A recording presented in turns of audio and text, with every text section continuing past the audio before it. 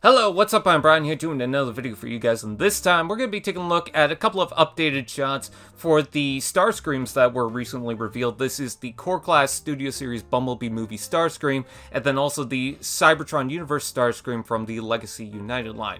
Anyways, let's go ahead and start off with the full-on images of the Core Class figure. This is revealed by Takara-TOMY, and I think that it looks okay. You know, it's a smaller scale, so you can't imagine perfection, especially with a design like this, but I do like how the leg slap on top, and there is a gap at the top there, which might be a little distracting, and the arms are right there, but again, at the core scale, you know, it's how it is.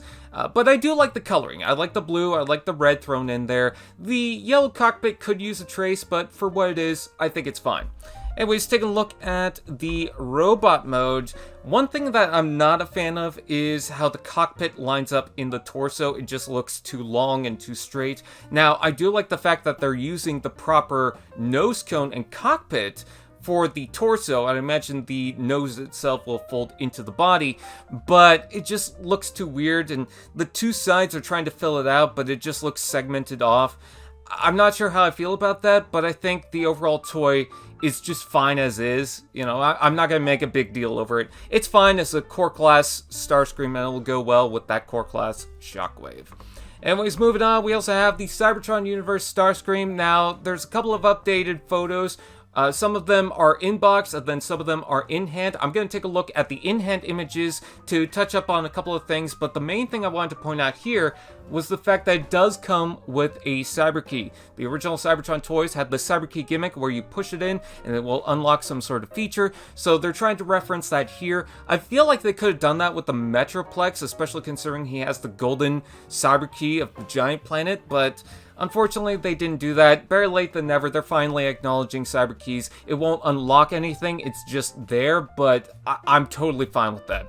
Anyways, moving on, let's take a look at the jet mode. This is something I was curious about, and it looks exactly like the original Starscream. The cockpit might be a little small, but considering that this figure is really chunky, the version of Starscream that you see is just really big, even when he's in the small version, not just the Supreme Class toy. There's a lot of heft to it, and I'm glad that they were able to translate that here. You can see the guns all deployed. They all have blast effects, so that's pretty cool. Well, maybe not the missile launchers that are usually on the chest, but he has the gun on top, which you could plug in between the wings, which I love the fact that they kept the Tetrajet look, and then you also have the guns that plug onto the side, kind of like the normal Seekers. And yeah, I think the coloring is nice. I kind of like this faded blue with the dark gray.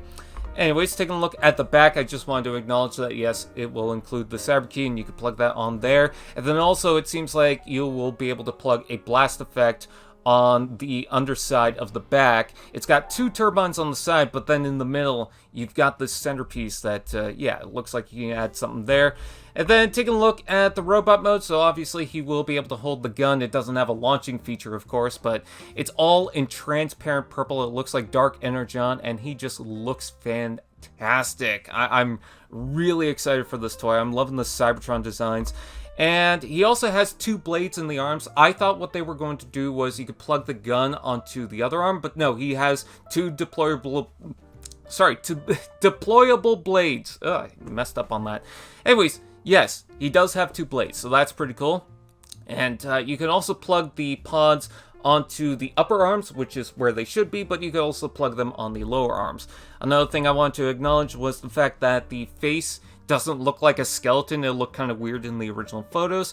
And the missiles from the torso do not fold up, which I think is kind of lame. I feel like they could have done that, but unfortunately they decided not to. So with that out of the way, that's it. I'm excited for both of these figures. What do you guys think? Please comment below. Let me know. Please like, comment, share, subscribe, and all those fun dudettes, and I'll see you guys next time.